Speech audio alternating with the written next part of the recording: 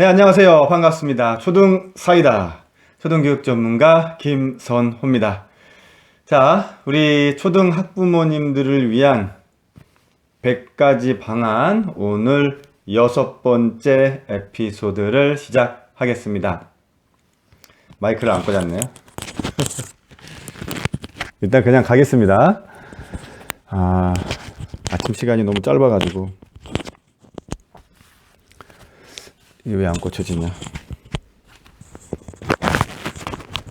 이상한데 어디다 꽂아야 되지? 여기다가. 된 것 같아요. 자, 현재 시간은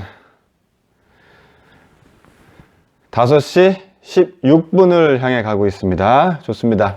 우리 학부모님들과의 약속 오늘 지킬 수 있어서 너무 기분이 좋고요. 그리고 여러분들도 힘차게 하루 시작하시기 바랍니다. 네, 저는 사립초등학교에서 지금 12년째 근무하고 있습니다. 그리고 그걸 바탕으로 또 아이들에 대한 생각들 많이 하고 고민하고 연구하고 해서 교육서적 집필하고 있고요. 지금까지 초등 자존감의 힘, 초등 사춘기 엄마를 이긴 아이가 세상을 이긴다, 초등 직관 수업, 또 내 아이는 괜찮을까, 조금 달라도 괜찮아 등을 집필했습니다. 계속 집필 중에 있고요. 그리고 라디오 매거진 매주 토요일 날 KBS 제1라디오에서 그 마음이 자라는 교실 코너를 진행하고 있습니다. 진행이 아니고 거기에 이제 출연을 하고 있는 거죠. 아침 8시 15분입니다. 혹시 들으실 수 있으면 토요일 아침 8시 15분 KBS 제1라디오에서 한번 만나 뵀으면 좋겠습니다. 그리고 한겨레 신문에서 교육 컬럼니스트로 이렇게 주기적으로 칼럼을 게재하고 있습니다. 자, 우리 학부모님들과 함께 지금 6번째 에피소드 시작합니다. 네, 쭉 갈 겁니다. 올해 안에 제가 100가지 방안들 말씀드리겠다고 한 약속 꼭 지킬 수 있도록 하겠습니다. 참, 그리고 저에게 힘을 주십시오. 저도 아침에 일어날 때 긴가민가 해요. 아직 벌써 몇 번 하지도 않았는데 이걸 계속 해야 되나 뭐 그런 생각도 들고, 네, 구독, 좋아요 눌러 주십시오. 제가 아침에 일어날 때, 새벽에 일어날 때 그래도 뭔가 동기부여가 될 수 있도록 같이 힘을 보태주시면 좋겠습니다. 저도 우리 학부모님들의 가는 길에 함께 하도록 노력하겠습니다. 좋습니다. 오늘 주제는요, 경제교육입니다. 초등학생들에게, 우리 아이들에게 어떻게 또 어떠한 경제교육을 하면 좋을지에 대한 이야기 나눠보도록 하겠습니다. 자, 그렇다면 우선 학교에서 우리 초등학생들에게 어떤 경제교육을 하는지를 알아야 되겠죠.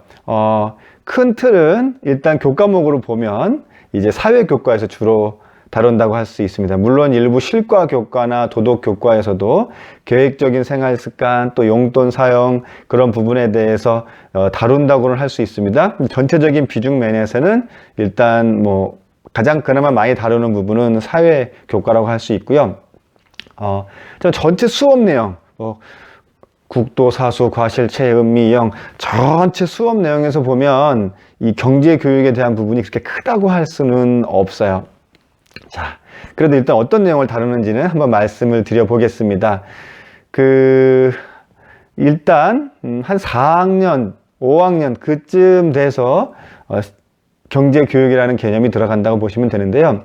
이런 개념을 배웁니다. 소비자, 그리고 생산자, 또 한 5학년쯤 되면 개인 경제활동, 그리고 기업 경제활동, 이 정도의 역할로 나누어서 배웁니다. 그리고 그 가운데에서 경제활동을 위한 정부의 어떤 지원이나 역할, 그 부분도 다루고 있습니다.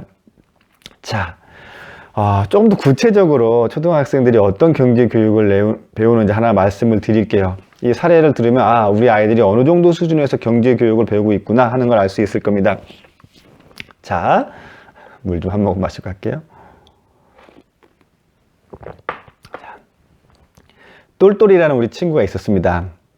똘똘이 친구가 인터넷 검색을 통해서 미리 구매한 사람들의 상품평 및 어떤 구조, 재질 등을 살펴본 뒤에 가격을 비교해서 필통을 하나 샀어요. 가격은 7,000원이었습니다. 다음날 똑같은 필통을 칠뜨기가 등교하는 길에 필통에 그려진 캐릭터 모양만 보고 너무 예쁘네. 그래서 바로 10,000원을 주고 샀어요. 자, 똘똘이는 인터넷 비교를 하고 7,000원을 주고 샀습니다. 칠뜨기는 아침에 등교하는 길에 충동구매로 10,000원을 주고 샀어요. 누가 더 현명한 소비를 했을까요? 자, 현명한 소비라고 그러한 용어를 씁니다. 그리고 그렇게 문제가 나가요. 학생들은 생각을 하고 대답을 하겠죠. 이렇습니다. 일반적인 상황이라면 누가 더 현명한 소비를 했다고 할까요? 물론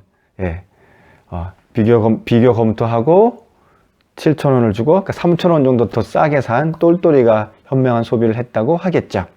뭐 만약에 수행평가에 그런 문제가 나왔다면 그렇게 서술을 했을 겁니다. 아이들도. 자, 그런데요, 이런 겁니다. 물론 검색도 해보고 댓글을 통해서 상품평도 읽어보고 이 광고에는 거짓 광고 혹시 가장 광고가 없는지도 살펴보고 소비를 해야 한다는 내용, 그것이 현명한 소비가 맞습니다. 근데 제가 질문 이렇게 바꿔볼게요. 똘똘이는요, 그러한 소비를 위해서 3시간 동안 인터넷을 검색해서 여러 가지를 참고한 뒤에 7,000원짜리 필통을 샀고요. 칠뜨기는 그 3시간 동안, 똘똘이가 검색하고 있는 그 3시간 동안 자신이 좋아하는 레고를 가지고 창의적으로 조립하면서 무언가를 만들다가 다음날 아침 그냥 캐릭터가 마음에 든다는 이유로 10,000원을 주고 똑같은 필통을 샀습니다. 누가 더 현명한 소비를 한 건가요? 여기서는 약간 갈등이 생기죠. 여러 가지를 검토하고 가격까지 합당하게 산 똘똘이가 더 현명한 소비를 한 것처럼 보이지만 시간 활용으로 보면 약간 충동 구매를 한 것 같은 칠뜨기도 꼭 나쁘다고 할 수는 없을 것 같아요. 왜냐하면 그 사이에 자신이 좋아하는 레고를 가지고 조립하고 창의적인 능력을 길렀으니까요. 자, 바로 이 점입니다. 뭐냐면 사실 경제생활은요, 얼핏 보면 단순히 무언가를 생산하고 사고 파는 정도로 이해하는 것에 멈추면 안 됩니다. 그 내면에 얽혀진 관계성은 매우 복잡해요. 어디에 중점을 두느냐에 따라서 판단도 달라집니다. 시간에 중점을 두느냐, 가격이냐, 품질이냐, 안전성이냐, 아니면 재활용이 가능하느냐 등등 상당히 많은 변수들을 고려해야 되죠. 심지어 물건을 사고 파는 당사자가 서로 아는 사이냐 아니냐에 따라서도 심리적인 변수가 작용을 합니다. 자, 그런데 문제는 이러한 많은 변수들을 학교에서 다 가르칠 수가 없어요. 한계가 있죠. 아까 처음에 언급한 소비자, 생산자, 개인, 기업, 그리고 정부 역할, 그리고 관련된 경제 용어, 그런 것들만으로도 익히는데 이 할당된 수업 실수를 채우기가 빠듯합니다. 자, 정치, 경제, 역사, 지리 그런 것까지 폭넓게 배워야 되는 상황에서 경제 한 부분만을 이렇게 크게 해서 배우기가 어려워요. 자, 이렇습니다. 경제 교육에 대한 아까 말씀드렸던 많은 변수들에 대한 사례들을 가정에서 보충을 해 주셔야 돼요. 이렇게 생각하셨으면 좋겠습니다. 국어도 중요하고요. 영어도 중요하고 수학도 중요합니다. 그리고 학원들 열심히 보내셔요. 근데 그 누구도, 그 어떤 사람도 살아가면서 경제활동에서 제외될 수가 없습니다. 경제교육 중요합니다. 자, 그렇다면 가정에서 보충되어야 할 경제교육 어떤 것들이 있나요? 자, 이미 학교에서 배우는 기본적인 경제 개념들에 대한 이해는 충분히 했다는 전제 하에 제가 말씀을 드리겠습니다. 가정에서는요, 좀 더 세부적이고 실천적인 경제활동에 함께 참여하는 기회를 주셔야 됩니다. 자, 학교에서는 경제 개념, 용어 등등 이렇게 큰 틀 안에서 어떻게 보면 거시경제라고 하는 그런 식견을 배우고요. 가정에서는 구체적인 실현을 할 수 있는 미시경제의 단면을 보여주셔야 되는데요. 이 두 가지가 서로 보완될 수 있도록 해줘야 됩니다. 자, 그렇다면 학교에서 다룰 수 없는 부분 무엇이냐? 수입을 창출하는 과정부터가 시작입니다. 대부분의 한국에서의 우리 아이들의 경제 활동은 어떻게 시작이 되나요? 이렇게 시작이 되죠. 엄마, 나 장난감 사줘. 엄마, 나 저거 갖고 싶어. 이렇게 경제 활동을 시작합니다. 이것도 일종의 수입을 위한 노력이에요. 뭘 갖고 싶다고 말함으로써. 자, 하지만 초등 중학년 이상이라면요, 이제 이런 방식에서 벗어나야 됩니다. 자, 장난감을 사기 위해서는 돈이 필요하단다. 이 돈이라고 하는 건 자본이라고 하는데 결코 그냥 얻어지지가 않아 하는 걸 실감하는 데부터 시작해요. 방법은 여러 가지가 있겠죠.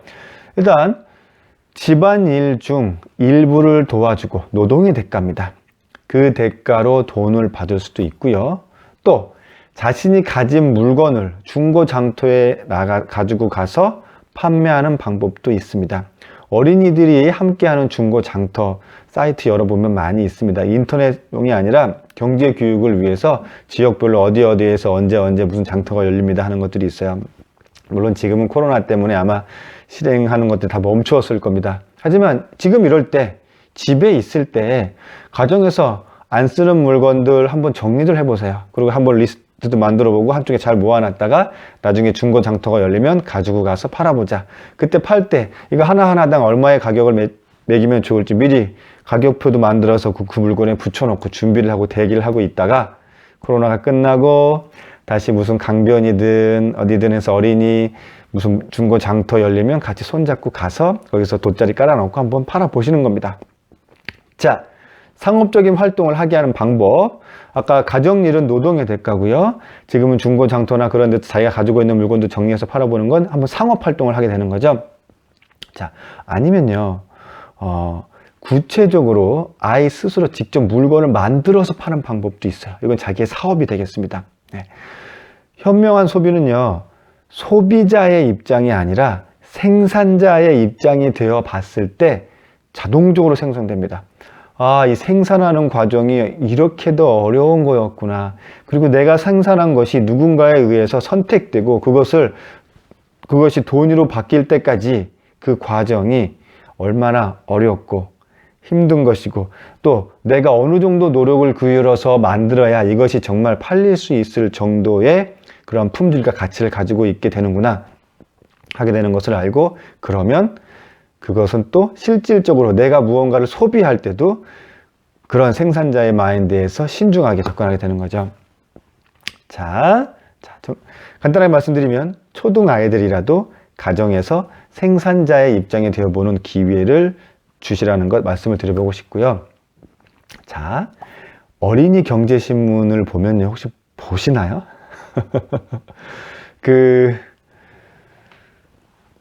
학교 도서관에 아예 가면요. 도서관에 보통 어린이 신문들은 학교 도서관에 다 구비를 해 놓습니다. 가면 동화책도 한번 보지만 어린이 신문 어디 있나요? 하면서 어린이 신문도 한번 같이 보게 해 주세요. 그래서 특히 어린이 신문 중에서도 어린이 경제 신문이 있습니다. 어린이 경제 신문을 보면요. 거기에 초등학생임에도 불구하고 지금 저는 초등학생임에도 불구하고라고 표현합니다. 하지만 경제신문의 입장에선 초등학생들인데 창업한 사례들이 아주 많아요. 당연한 겁니다. 그 세계에서는. 자, 초등 시기에 창업한 사례들이 거의 매주에 한 명씩 소개가 될 정도예요. 매주 한 명씩. 예. 그런데 안타깝게도 거기에 소개되는 사례들을 가만히 보면요. 대부분 외국 사례가 많습니다. 심지어 미국에는요, 어린이들이 창업을 할 수 있도록 은행에서 대출을 지원해주는 특별한 은행도 있어요. 자, 이렇습니다. 초등학생들을 그저 적당히 용돈 주면서 용돈 기입장 깔끔하게 적는데 멈추시면 안 됩니다. 물론 그 정도까지도 하고 계시는 분이라면 저는 아주 잘하시는 거라고 칭찬! 네, 박수 드리고 싶습니다.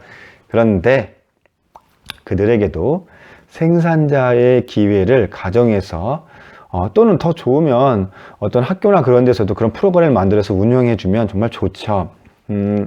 조금 특별한 사례도 있습니다. 예전에 저희 반이었던 우리 제자 중에 졸업한 친구의 한 사례인데요. 당시 6학년이었는데 그 학생은 일상생활에 소소한 불편들을 유심히 살펴봤다가 그걸 발명품으로 만들었어요. 그래서 교내 이제 발명품 대회에 출품을 했고 또 지역교육청에서도 인정을 받았습니다. 그리고 더 나아가서 특허 등록을 마쳤고요. 마침내 그 특허권을 사고자 하는 어떤 사업가에게 판매하게 됐어요. 그리고 그 판매하는 조건으로 상당히 많은 금액을 받을 수 있었습니다. 아마 웬만한 직장인 퇴직금보다 더 많은 걸로 제가 알고 있는데요. 자, 여기서 말씀드리고 싶은 건 그 아이의 참신한 아이디어도 참 중요합니다. 아이디어 중요하죠. 그런데 저는 그저 어떤 상을 받기 위한 발명 경진대회에 머물지 않고 아이디어에서 그치지 않고 구체적인 경제활동을 할 수 있도록 특허도 등록하고 그 특허에 정당한 로열티를 받을 수 있도록 안내하고 교육하고 뒷받침한 그 가정에서의 역할이 상당히 컸으리라고 예상을 합니다. 자, 대부분의 많은 초등 아이들은요, 대학에 가서 졸업한 뒤에 안정적인 직장을 갖고 그 뒤부터 수입이 생길 거야 라는 고정관념의 경제 교육을 받고 있습니다. 일단 어떻게 소비하는가부터 배우는 경제 교육도 그러한 무의식을 심어주는 데 한 몫을 하고 있다고 볼 수 있어요. 우리가 인공지능 시대를 대비한다는 명목 아래 창의적 인재를 양성을 강조하고 있는데요. 정말 창의적인 인재는요, 일단 생산자가 되어보는 체험부터가 시작인 겁니다. 그리고 그러한 경제 교육은 가정에서 작은 것이라도 일단 생산해서 판매까지 이르도록 지지와 협조를 해 주어야 한다는 것 다시 한번 강조하고 말씀드리고 싶고요. 그런데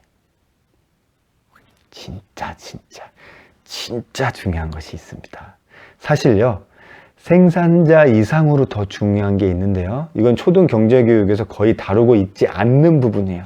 저는 사실 오늘 그 부분을 짚고 넘어가고 싶어서 말씀을 드리는 겁니다. 뭐냐면요, 바로 자본가 마인드입니다. 자본가 마인드.